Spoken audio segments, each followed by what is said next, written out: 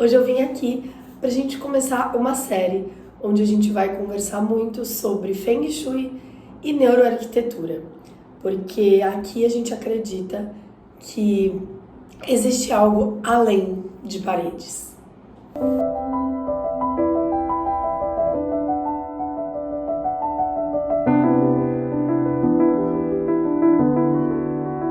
E eu quero começar esse vídeo te contando como que o Feng Shui e a neuroarquitetura surgiram na minha vida profissional e pessoal também, porque foi em um período conturbado da vida, onde eu estava me questionando se realmente fazia sentido a profissão, se era só estética, se não tinha nada mais do que aquilo, se não tinha um propósito por trás disso tudo. E eu fiquei realmente muito pilhada nesse assunto. Até que eu conheci o Feng Shui por volta de 2016. Eu já tinha ouvido falar no Feng Shui antes, mas de uma forma bem sutil, não tinha me tocado, né? Não tinha feito um efeito para mim. E aí quando eu realmente conheci, eu comecei a estudar, comecei a gostar e estudar, e aí fiz curso presencial, e aí comecei a comprar livros, e aí fiz curso online, comprei mais livros, e comecei realmente a me enfiar naquele mundo, né? Entrei para aquele mundo, comecei a entender o sentido daquilo. E um tempo depois, com a necessidade de entender, tá, mas por que que isso funciona?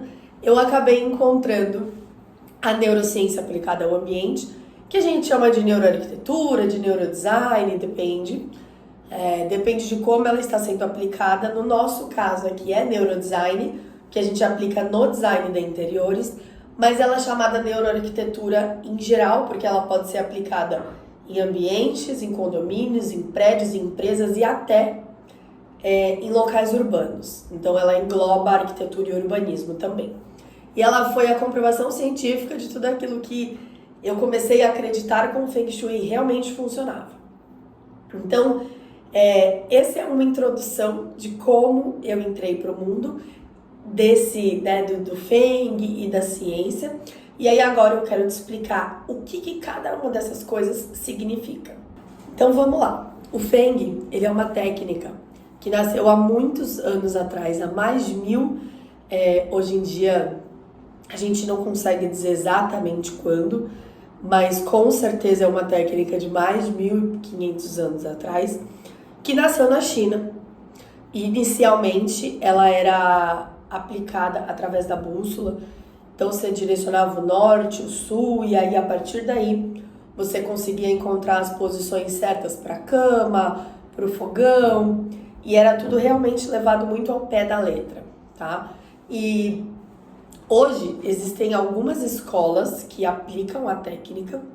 A escola que eu entendi, eu me formei, eu me identifiquei, é a escola do budismo tântrico tibetano, né, a escola do chapéu negro, que ela fala de um Feng Shui um pouco mais moderno, vindo para a nossa realidade, mas ainda assim, para mim, precisava de uma atualização, porque as casas mudaram muito. Então, quando essa técnica chegou aqui no Brasil, por volta de 1970, a gente tinha casas grandes, espaçosas, era diferente do que a gente tem hoje, né? Hoje os apartamentos e as casas estão ficando cada vez menores, a gente está precisando cada vez mais ousar nas técnicas, nos mobiliários, nas marcenarias, então às vezes fica um pouco difícil de aplicar 100% do que é o Feng Shui. Então a gente precisa se atualizar e usar do bom senso, porque nem tudo cabe no nosso mundo de hoje, de 2025. Então o Feng Shui é uma técnica onde a gente usa o ciclo de construção da natureza dentro dos ambientes. A gente já sabe, eu já falei aqui, eu falo sempre que nós somos seres feitos para viver na natureza e para viver da natureza. E com a evolução do mundo, com a evolução da espécie, a gente foi cada vez se distanciando mais da natureza e dos ciclos naturais da vida. Então a gente olha cada vez mais concreto, a gente tem cada vez menos árvores, os escritórios hoje em dia não tem janela, então a gente não vê o sol, a gente não vê o céu, a gente precisa começar a usar algumas outras técnicas para conseguir estar perto da natureza, e nem sempre é possível, né, quem trabalha dentro de um escritório, por exemplo, corporativo, ficar saindo para ter pausas para olhar a natureza. Então, a gente foi cada vez mais se distanciando realmente da nossa essência. E o Feng Shui, ele ensina pra gente que a gente precisa voltar para essa essência. Então, a gente precisa trazer estes ciclos para dentro dos nossos ambientes. Casa, escritório, clínica, o que for. Essa é a base do Feng Shui, usar os ciclos da natureza, ou seja, aqui nós falamos de 5 elementos, que são eles: o fogo, a água, o metal, a terra e a madeira. E aí a gente usa deste equilíbrio da natureza dentro da nossa casa para trazer assim um equilíbrio. Mas o Feng Shui, ele vai além disso. A gente consegue trabalhar, equilibrar, ativar e potencializar áreas da nossa vida através do Bagua. Então o Bagua, ele é um mapa que a gente vai aplicar na sua planta baixa e ali a gente vai entender qual é o corpo da sua casa. Então, assim como a gente sabe que temos cabeça, ombro, enfim, a gente tem as partes do nosso corpo, a gente identifica as partes da nossa casa com o Bagua. Então, o que a gente faz? A gente vai aplicar ele de uma forma correta. Aqui não faremos isso porque é um assunto denso pra gente conversar aqui, que precisaria de muito tempo, muita técnica e que eu acho que não vem ao caso por enquanto. Mas ali a gente consegue trabalhar áreas da vida, sendo elas trabalho, carreira, sabedoria, família, prosperidade, sucesso, relacionamentos, a criatividade, os nossos filhos, amigos, viagens e a saúde em um estado integral, sendo saúde física, emocional, mental, tá bom? Espiritual, energética, tudo isso se engloba na área da saúde. Então são todas as áreas da vida, todas as áreas que realmente importam. E o Feng Shui é basicamente isso. E aí a neuroarquitetura, ou a neurociência aplicada ao ambiente, ela entra na confirmação de tudo isso. Então existem muitos estudos, não são poucos, são muitos, que comprovam o quanto a posição dos nossos móveis importa, como está a saúde das nossas janelas, ou seja, estamos vivendo perto das janelas, estamos vivendo perto da natureza. Isso implica em muitas coisas dentro do nosso corpo. Neurotransmissores, hormônios, saúde da nossa pele. É tudo realmente. Então implica na nossa saúde mental, na nossa saúde física, na nossa saúde emocional.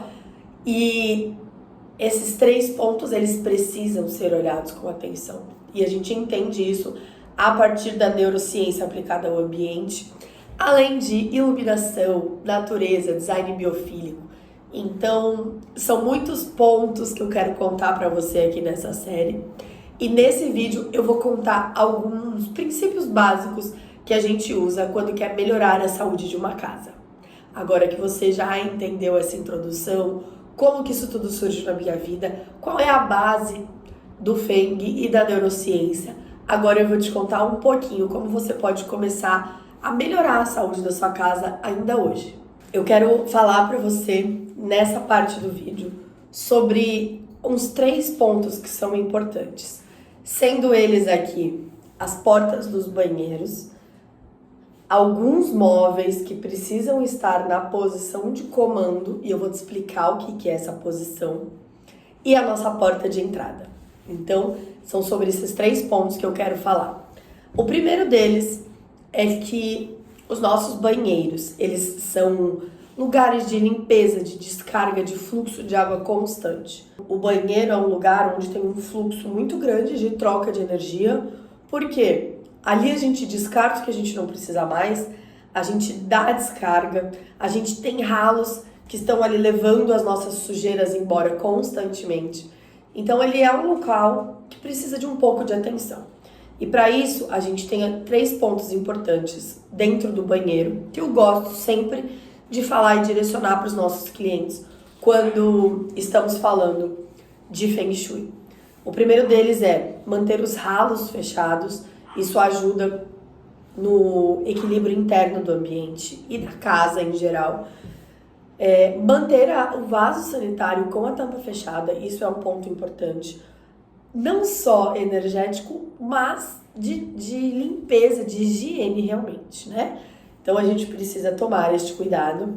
E além disso, a gente precisa deixar as portas dos nossos banheiros fechadas. E por que a gente precisa deixar as portas dos banheiros fechadas? Para que ele não intensifique as emoções da nossa casa, para que ele não deixe essa energia entrar para dentro da nossa casa. Mas aqui a gente precisa lembrar que nem tudo precisa ser levado ao pé da letra, tá? Eu vou dar o exemplo da minha casa. Eu tenho 2 banheiros do lado de lá. E o lado de cá da minha casa quase não pega sol, dependendo da estação que estamos. Então, o que eu faço? Eu sei que todo dia à tarde, a partir de um horário, o sol bate nas janelas dos meus banheiros e entra para dentro da minha casa. Então, o que eu faço? Eu mantenho os meus banheiros fechados o dia inteiro, a noite inteira, mas na hora que bate sol, eu deixo as minhas portas abertas para que o sol entre na minha casa. Sempre que eu estou em casa, obviamente, né? Então, o bom senso ele precisa ser usado, tá? Porque se não for assim, eu não teria sol na minha casa. E o sol é muito importante.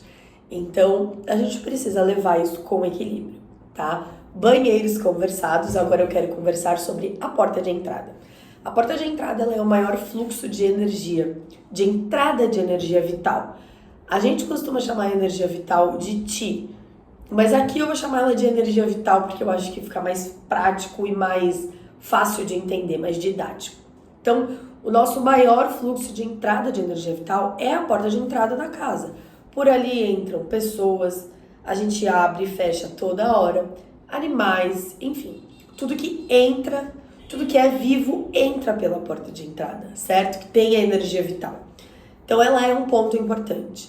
E para que essa energia consiga fluir bem dentro da nossa casa, a gente não pode bloqueá-la, nem a porta de entrada, e tentar não bloquear nada dentro do nosso apartamento, ou da nossa casa, ou do nosso escritório. Então é importante que você cuide com os bloqueios. Não só na porta de entrada, apesar de ser o mais importante, mas é bom que a energia possa fluir dentro da sua casa. Eu gosto de usar uma analogia que traz a criança como a energia vital. Imagina que você acabou de abrir a porta da sua casa e uma criança de 3 anos entrou. Como ela vai entrar? Como ela vai fluir nessa casa? Ela vai sair correndo? Ela vai bater em tudo? Ela vai achar sua casa bonita? Ou ela vai falar, nossa, que lugar sem graça, quero ir embora. Então, usar a analogia da criança para a energia vital, eu acho muito interessante. Eu acho que torna um pouco mais fácil de entender. E aí agora, por último, eu quero falar uma coisa. A gente tem uma coisa chamada fogão dentro da nossa casa. E o fogão é um dos poucos símbolos do fogo que hoje nós praticamos dentro da nossa casa. Seja ele de indução ou seja ele a gás, tá? Ele esquenta, que é a função do fogo, e ele traz o alimento. Ele faz com que nós tenhamos comida, fartura. Então ele é um ponto de muita importância. Mantê-lo limpo, mantê-lo funcionando, é muito importante porque ele tem um peso grande dentro dos nossos ambientes, tá? E agora sim, por último, eu quero falar sobre a posição de comando. E a posição de comando, ela é uma posição que a gente chama de estar no comando da sua casa. Então, aqui estou conversando com você no nosso estúdio. E eu estou aqui atrás, tem uma parede, como você está vendo. E aqui na minha frente eu tenho a porta e a janela. Eu estou de frente. Se alguém entrar, se um bicho entrar, se uma pessoa entrar, se o meu marido vier falar comigo, eu estou vendo. Estou de frente para isso. Então, isso é a posição de comando. E existem 4 móveis que são importantes a gente tomar atenção na hora de posicionar, tá bom?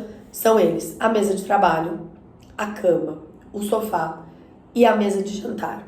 Então, a mesa de jantar ela é um pouco mais difícil, porque temos, né, vários lugares, então é interessante que sempre que você usa a sua mesa de jantar, você se posicione na posição de comando. Numa mesa de reuniões que você vai comandar a reunião, se coloque na posição de comando. Então é importante a gente lembrar disso e serve para quartos de casal, ou seja, a cama do casal, a cama dos seus filhos, o berço, tudo, tá? Tudo que é uma cama, que tem a função de dormir, é importante que esteja na posição de comando. Por quê? Porque aqui a gente trabalha sobre a energia, né, que é o Feng. Então a gente sabe que a gente precisa estar de olho na vida, de olho no que está acontecendo.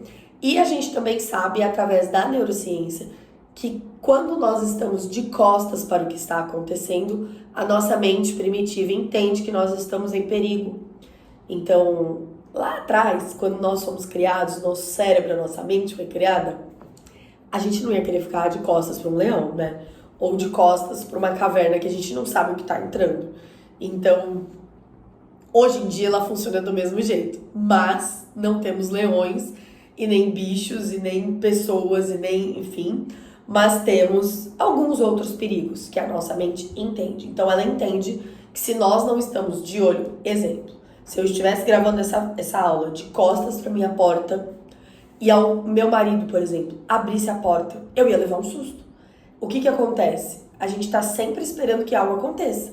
E aí a gente tem pico de cortisol. Fez um barulhinho, mesmo que inconscientemente, nosso cortisol vai lá no alto, a gente leva um susto ou não, tudo depende da nossa reação externa, mas lá dentro, aqui dentro, a gente tem essas reações inconscientes que a gente não faz a menor ideia. E do nada a gente fica estressado, bravo, irritado. Por quê? Porque a gente tem esses picos de hormônio. Então é importante a gente tomar cuidado com a posição de comando.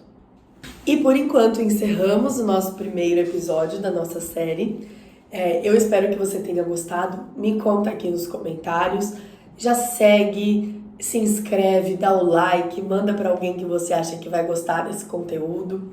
Me conta o que você achou. Já teremos um segundo episódio, serão 5. Então, no mês de maio estaremos juntos conversando sobre esse assunto e melhorando a saúde da sua casa, que é um assunto que a gente pouco fala, mas a gente precisa sempre lembrar que a nossa casa é o nosso lugar no mundo e é uma extensão nossa. Então, se a gente tiver um dia ruim, é pra cá que a gente vem. Se a gente tiver um dia bom, é pra cá que a gente vem. Se a gente quiser ter uma conversa leve, descontraída, é aqui que a gente tem. Se for uma conversa difícil, é aqui também. Então não adianta a gente cuidar do nosso corpo, da nossa mente e esquecer que a nossa casa existe. A nossa casa é um ponto importante e que abraça a gente todos os dias. Então eu espero que você tenha gostado.